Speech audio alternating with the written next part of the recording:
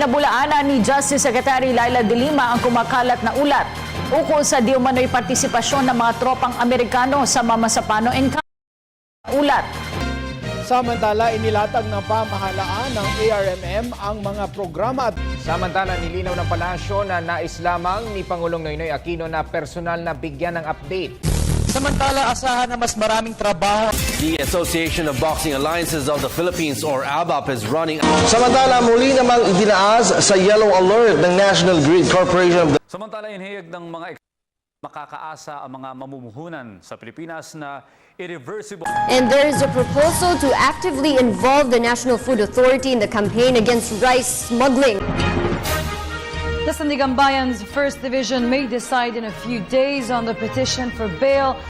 Samantala, ipinakita naman sa isinagawang earthquake drill sa EDSA Guadalupe sa Makati ang mga real-life situation sa oras na maapektuhan. Almighty God, our Father, bless this wonderful nation.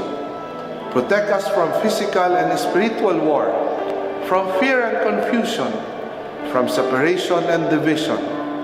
Be present to our leaders.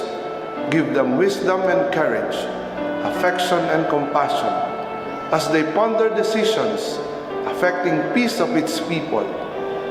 Make us more deeply aware of our beginnings, remembering not only our rights, but also our duties and responsibilities as a citizen. Make this nation, the pearl of the Orient Seas, to be a great place again. May all its people know clearly your will, that they may fulfill the call for us in the salvation of this land and the restoring of all things.